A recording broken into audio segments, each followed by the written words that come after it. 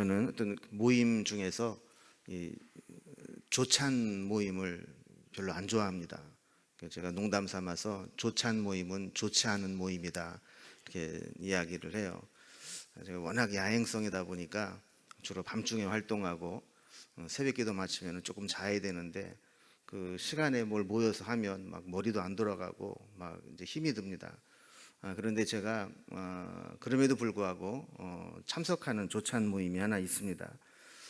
이 모임은 목사들이 평신도를 강사로 세워놓고 이 평신도들이 살아가는 세상 얘기를 듣고 그들이 어떻게 이 믿음 안에서 그들의 일터 속에서 직장 안에서 하나님의 나라를 살아가는가 하는 이야기를 듣고 함께 배우는 그런 시간입니다. 오늘도 이제 새벽 기도를 마치고 그 모임에 가서 한 분을 모셔서 그분의 이제 이야기를 이렇게 듣고 그 회사를 정말 7년째 자기 회사를 하나님의 나라로 만들기 위해서 고군분투하는 그런 모습을 이렇게 듣고 왔습니다.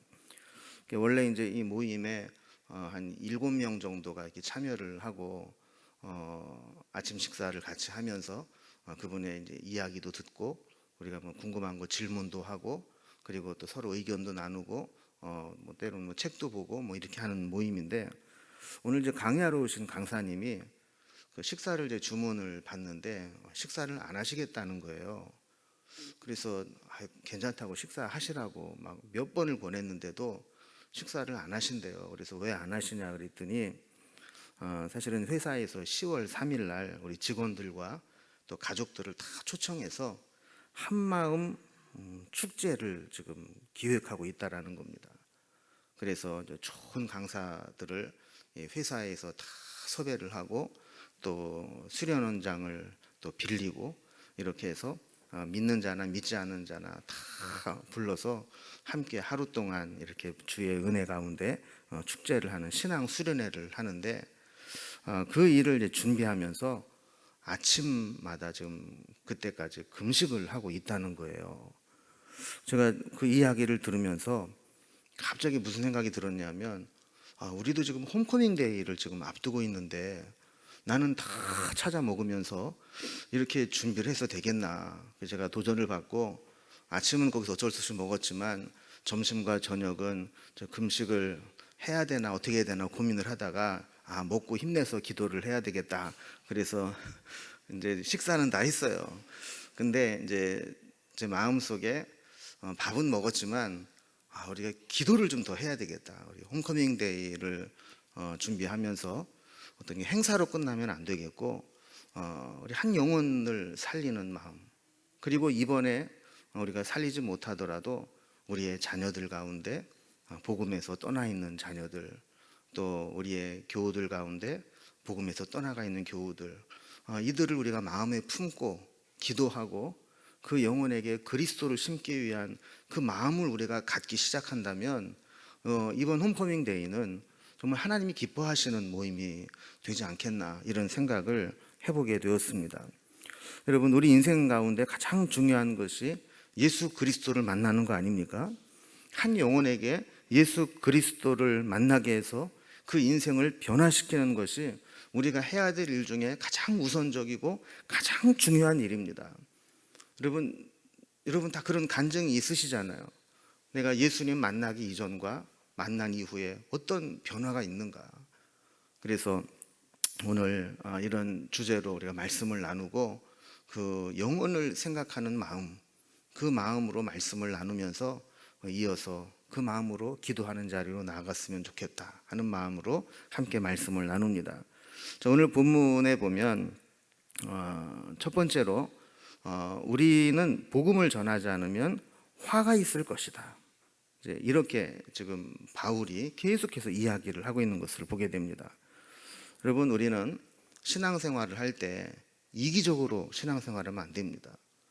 이기적으로 신앙생활한다는 게 뭐냐면 그냥 나만 예수 믿고 구원 받으면 된다.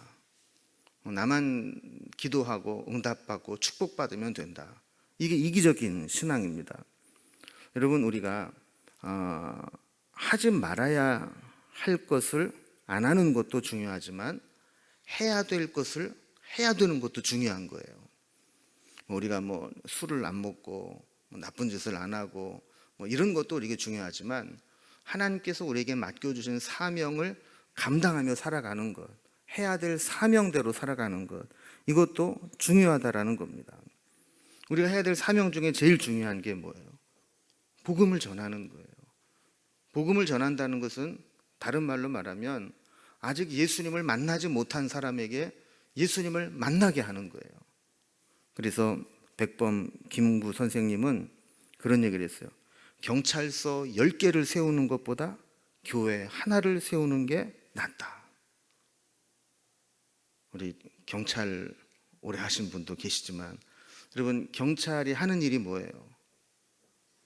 민중의 지팡이가 돼서 우리 살기 좋게 치안을 책임져 주고 문제가 생기지 않게 하고, 때로는 범법자들이 생기지 않도록 예방을 하기도 하고, 또 범법자가 생기면 그를 체포하고 이렇게 하기도 하고 하지만, 결국 그러한 일로 인해서 사람을 변화시키는 것까지는 할 수가 없습니다.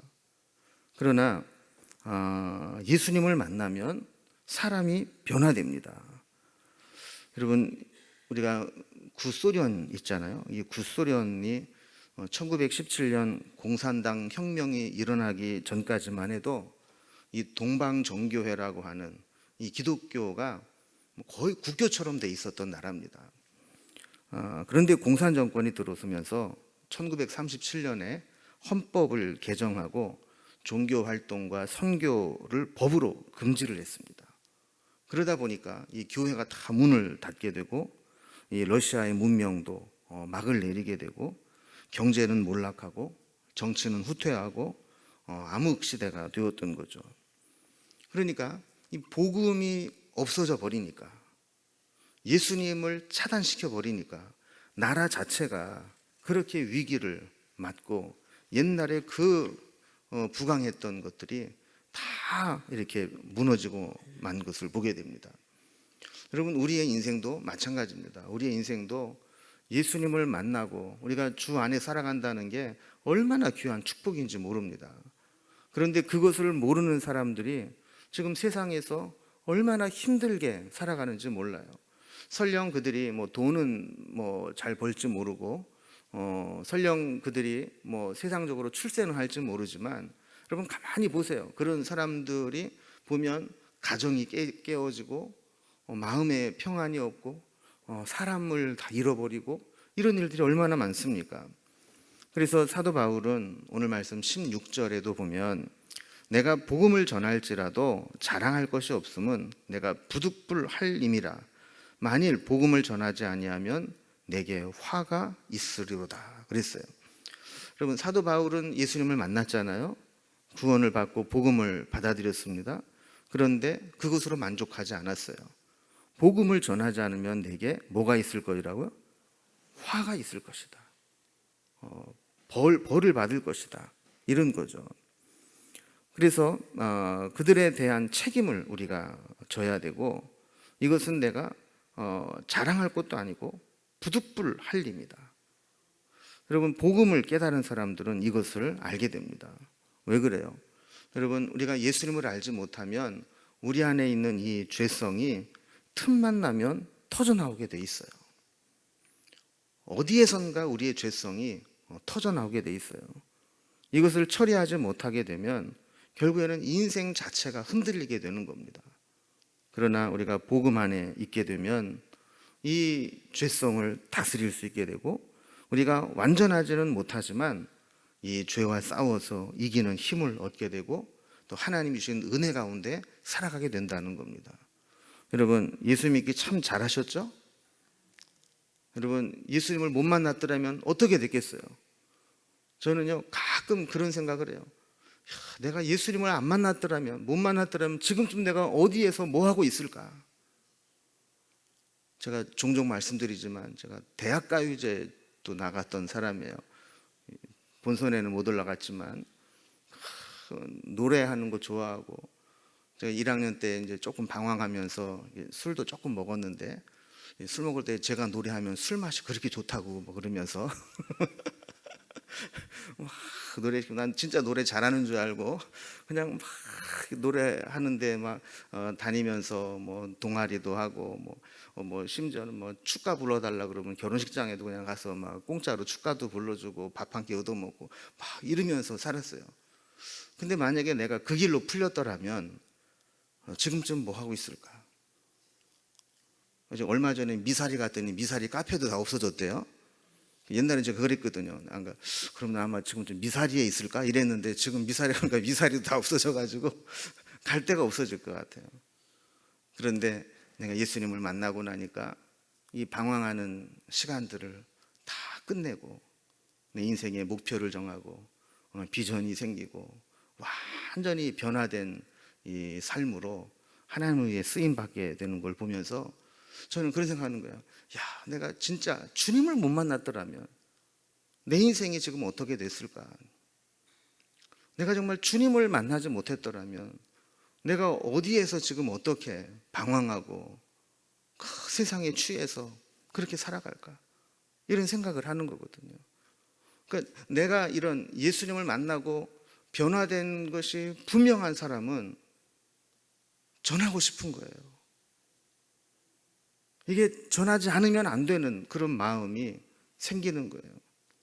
여러분, 우리가 하다못해 어디 가가지고 식당에 가서 아주 맛있는 식당을 하나 우리가 발견을 했어요.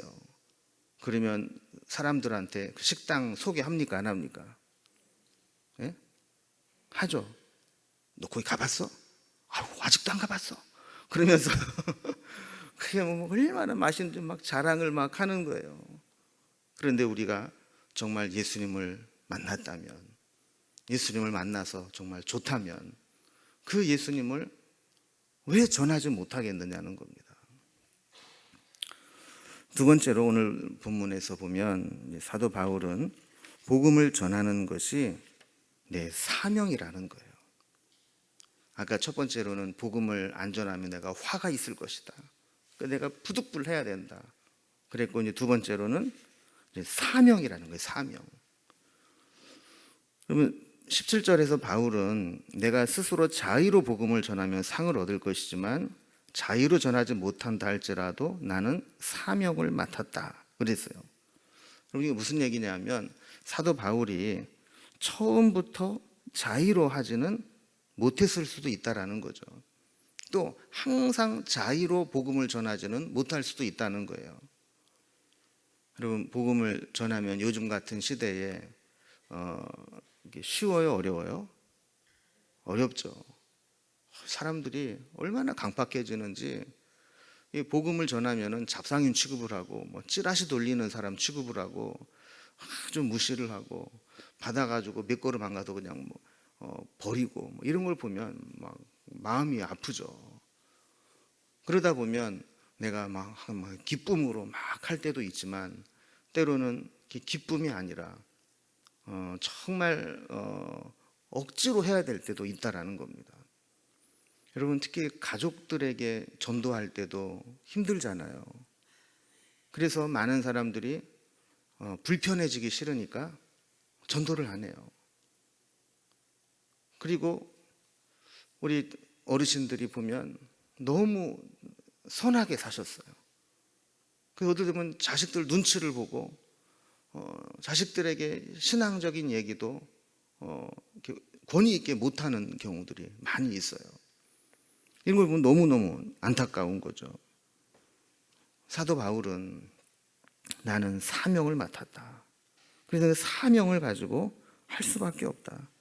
그래서 디모데전서 1장 12절 13절에 보면 나를 능하게 하신 그리스도 예수 우리 주께 내가 감사함은 나를 충성되이 여겨 내게 직분을 맡기심이니 내가 전에는 비방자요 박해자요 폭행자였으나 도리어 긍휼을 입은 것은 내가 믿지 아니할 때에 알지 못하고 행하였음이라 그랬어요. 그러니까 자기가 옛날에 모르고 오히려 복음에 방해가 되는 역할을 했지만 하나님께서 나를 불쌍히 여기시고 긍휼히 여기셔서 나로 충성되이 여겨서 직분을 맡기시고 복음을 전하는 자로 만들었다라는 겁니다. 근데 이제 얼핏 보면 이 바울의 말이 약간 좀 안 맞는 것처럼 보일 수 있어요. 15절 뒷부분에 보면 내가 차라리 죽을지언정 누구든지 내 자랑하는 것을 헛된 대로 돌리지 못하게 하리라. 여러분, 이게 무슨 얘기예요?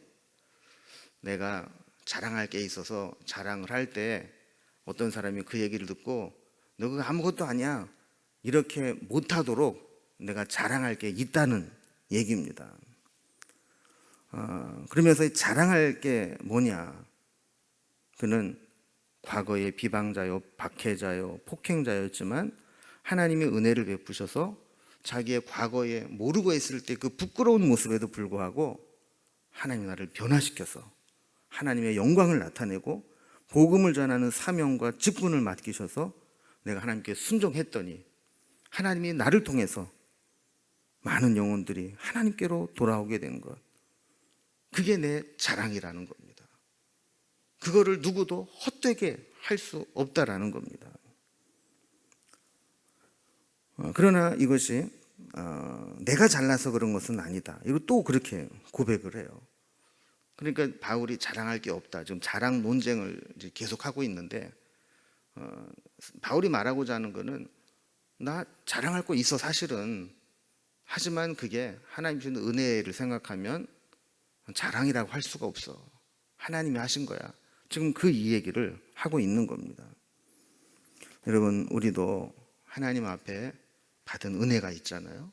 그 은혜는 반드시 사명으로 연결이 되고 그 사명은 복음을 전하는 것으로 열매를 맺어줘야 됩니다.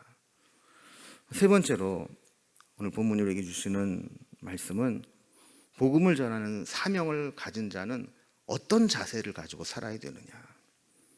18절 말씀에 보면 그런즉 내 상이 무엇냐? 내가 복음을 전할 때에 값없이 전하고 복음으로 말미암아 내게 있는 권리를 다 쓰지 아니하는 이것이로다 그랬어요. 지금 두 가지를 얘기해요. 복음을 내가 전해야 되겠다 하는 사람은 두 가지 자세가 필요하다 그래요. 하나는 뭐냐면 값없이 전하겠다. 그리고 또 하나는 내게 있는 권리를 다 쓰지 않겠다. 이 두 가지 자세를 가져야 된다는 거예요. 여러분, 사실 복음을 전해주는 것은 그 가치로 따진다면 값으로 매길 수가 없어요. 여러분, 우리가 이 세상을 살아갈 때 누군가로부터 도움을 받을 때 참 은혜로 여길 때가 있습니다. 그죠? 예를 들어서 내가 막 왕따를 당하고 막 외롭고 아무도 나를 인정해 주지 않는데 누군가 와서 내게 따뜻한 말 한마디를 건네주면서 나는 네 편이야, 나는 너를 믿어, 이렇게 말만 해줘도 큰 힘이 되지 않습니까? 때로 정말 돈이 너무 없고 힘들 때 누군가가 나에게 그 필요한 것들을 빌려주거나 또 도움을 주면 그것 역시 큰 힘이 돼요. 때로는 뭔가 누군가 사람을 소개시켜줘서 내 문제를 해결해 줄 수 있도록 연결을 시켜주면 그것도 나에게 큰 힘이 되고 은혜가 돼요. 그런데 예수님을 전해주고 예수님을 만나게 하고 그의 인생 가운데 예수님이 찾아오시게 도와주고 연결을 시켜준다면 여러분, 그것은 뭐 돈을 조금 도와주고 뭐 말로 위로해주고 사람을 소개해주고 이것과는 비교할 수 없는 그러한 소중한 것이죠. 그럼에도 불구하고 이것을 전할 때 값없이 전한다 그랬어요.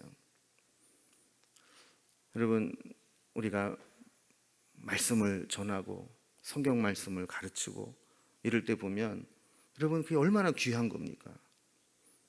여러분, 제가 이래봬도 대학교 다닐 때도 돈을 벌었던 사람이에요. 어떻게 벌었냐? 과외를 했었어요. 그러면 보세요. 일주일에 한 번, 두 번 가서 과외를 해도 지금으로 따지면 몇십만 원씩 받잖아요. 그런데 내가 복음을 전하고 성경 공부를 인도하고 그러면서 그 세상의 어떤 지식을 전해주는 것과는 비교할 수 없는 하늘의 이 말씀을 전해주는데도 값없이 하잖아요. 또 그것을 하면서 내게 있는 권리를 다 쓰지 않는다 그랬어요. 여러분, 우리가 전도 한번 해보려면요, 오장육부 다 끄집어내야 돼요. 진짜 아더매치유한 사건들을 다 겪어야 돼요. 아더매치유 뭔지 아시죠? 안 익었고 더럽고 메스껍고 치사하고 유치해도 그거 다 감당을 해야 그 한 사람을 전도하지. 그 따질 거 다 따지고, 또 뭐 계산할 거 다 계산하고, 내가 누릴 거 다 누리고, 뭐 어떻게 그 영혼을 얻을 수 있겠어요? 그 복음을 전하려고 하는 자는 이렇게 내게 있는 권리를 다 쓰지 않는 거예요.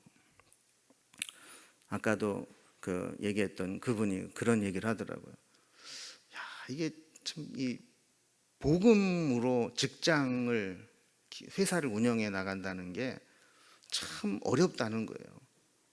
왜냐하면 기업이니까 실적을 내야 되고, 실적을 올리려면 들들 볶아서 성과를 만들어내야 되는데, 그러면서 중간 리더들에게는 니들은 섬기는 리더십을 발휘해라. 그러면 그 사람들이 와서 그런다는 거예요. 아니 사장님, 실적을 내려면 들들 볶아가지고 닭다를 하고, 못하면 막 자르고 막 싫은 소리 하고 이래야 이게 이윤이 남지. 우리 보고 가서 섬기면서 하라 그러면 이게 말이, 이게 씨가 맥힙니까 이게. 그러면서 어려움이 있었다는 거예요. 그런데 한 7년쯤 이렇게 하고 나니까 이게 자리가 잡혀가더라는 겁니다. 사람이 바뀌고 회사 분위기가 바뀌고, 그렇게 뭔가 영적인 리더십으로 이끌어 가려고 하니까 부정과 또 불의를 행할 수가 없고, 그리고 상사라고 해서 갑질을 할 수가 없고, 자신의 삶이 거의 뭐 근무 시간 내내 동행을 하면서 다 생활이 노출이 되잖아요. 그러니까 저 사람 저런 사람인 걸 다 아는데, 그 사람이 어떤 영적인 얘기를 해서 그 권위가 쓰고 말이 들어가려면 자기가 올바로 똑바르게 살아야 되잖아요. 그러니까 이분들이 하는 얘기가 이게 참 쉽지 않다라는 겁니다. 그 마찬가지죠. 우리가 세상을 살아가면서 우리가 예수를 믿는다는 것, 내가 복음을 전하기로 마음을 먹는 순간부터 우리는 을이 되고 병이 돼요. 복음을 전할 대상자를 위해서 내 모든 것을 희생하고, 내가 쓸 수 있는 권리들을 다 포기하고, 그리고 그 사람에게 복음을 전해야 되는 겁니다. 19절 이하에 보면 그 권을 쓰지 않는 이 모든 것들을 이렇게 이야기합니다. 내가 모든 사람에게서 자유로우나 스스로 모든 사람에게서 종이 된 것은 더 많은 사람을 얻고자 함이라. 여러분, 사실 신분적으로 보면 그 당시 상황에서 바울은 유대인들, 일반 유대인들보다 어떻게 보면 신분적으로 더 높은 위치에 있었어요. 왜냐하면 바울에게는 뭐가 있었어요? 로마의 시민권이 있었어요. 그리고 그는 학문적으로나 모든 면에 있어서 차별화된 사람이었어요. 우리로 말하면 금수저 물고 태어난 그런 사람이었어요. 그런데 복음을 위해서 내가 종되었다, 스스로 모든 사람에게 종이 되어서 더 많은 사람을 얻고자 하려 함이라 그랬어요. 그래서 20절 이하에 보면 맞춤형으로 살아갑니다. 유대인을 얻고자 해서 유대인을 만날 때는 유대인처럼, 율법 없는 자들을 만나면 그들을 얻기 위해서 율법 없는 자처럼, 약한 자에게는 약한 자와 같이. 왜 그래요? 22절 뒤에 보면 아무쪼록 몇 사람이라도 구원하고자 함이라 그랬어요. 여러분, 우리가 다시 한번 홈커밍 데이를 통해서 우리의 사명을 되새기고 기도를 시작하고, 또 우리에게 하나님께서 주신 은혜를 맞이할 그릇을 기도로 준비했으면 좋겠습니다. 제가 처음 우리 교회 장로님들을 만나고 우리 교회로 올까 말까 얘기를 할 때 우리 장로님들이 뭐라고 그랬냐면, 목사님, 지금 길 잃은 어린 양들만 다 불러 모아도 지금 있는 수만큼 됩니다. 그랬어요. 그래서 이제 지금까지 거의 1년 동안 제가 리모델링하고 교회를 파악하고 했는데, 이제 사실 어떻게 보면 홈커밍 데이가 그 처음에 받았던 이 비전을 실천해 나가는 이제 첫 번째가 되는 거예요. 이제 외형적인 거 다 갖추고, 이제 진짜 우리의 목적은 이거 음향, 영상, 엘리베이터, 리모델링, 이게 우리의 목적이 아니고 이런 것들을 통해서 영혼이 돌아오는 것, 그들에게 다시금 예수 그리스도를 만나게 하는 것, 이게 우리 진짜 목적 아니겠어요? 근데 이것은 기도 없이는 불가능한 일입니다. 여러분, 다른 것도 기도 없이 안 되지만 사람의 마음을 움직이고 사람을 사고 변화시키고 복음을 전하는 것은 기도하지 않고는 안 되는 일입니다. 제가 홈커밍 데이를 준비하면서 그런 마음이 들었어요. 아까도 제가 처음에 말씀을 시작하면서 그런 말씀 드렸지만, 이거 행사로 접근한 게 아닌가. 이거 그냥 우리가 중요한 연중 행사로 날짜를 잡아놨으니까 행사로 접근하는 게 아닌가. 여러분, 복음을 전하는 것은 행사가 아니고 영적인 일입니다. 여기에는 반드시 사탄의 역사도 있을 것이고, 또 악한 영들이 그들의 마음 가운데서 복음을 받아들이지 못하도록, 마음을 열지 못하도록 엄청나게 붙잡고 있을 거예요. 우리가 기도하지 않는다면 이 일을 감당할 수가 없습니다. 뿐만 아니라 여러분, 홈커밍 데이를 통해서 남의 식구들도 우리가 다 초청을 하지만 우리의 자녀들, 우리의 가족들 중에서 아직 예수님을 올바르게 만나지 못하고 아직 신앙 안에 스스로 서지 못하고 그런 자들이 있다면 우리가 이번에 그들을 위해서도 기도해야 됩니다. 그래서 오늘 모임에서 어떤 분이 이제 그런 얘기를 하면서 그분의 이제 기준은 이 사람이 진짜냐 아니냐, 이거를 판단하는 기준은 스스로 성경을 읽고 기도하는 자리에서 적어도 30분 이상 하나님 앞에 기도할 수 있는 사람이 아니라면 그 신앙을 믿을 수가 없다는 거예요. 한때 교회 와서 노래도 하고 봉사도 하고 열심히 왔다 갔다 할 수 있는 것처럼 보일지는 모르지만, 그가 자원해서 스스로 하나님 말씀을 읽고 스스로 기도하는 자리에 나와서 30분이라도 엎드려 기도할 수 있는 정도의 그 신앙이 아니라면 그 신앙은 진짜가 아니라는 거예요. 제가 종종 말씀드리지만, 여러분, 우리가 우리 자녀들을 신앙 교육을 하면서 지금까지 속아온 게 뭐냐 하면, 주일학교 보내고 청년부 보내고 그냥 교회에서 왔다 갔다 일 열심히 하면 다 믿음 좋은 줄 알아요. 그런데 어느 순간에 보면 그 믿음이 물거품처럼 사라져버리고 한순간에 신앙에서 떠나버리는 경우가 많지 않습니까? 왜 그래요?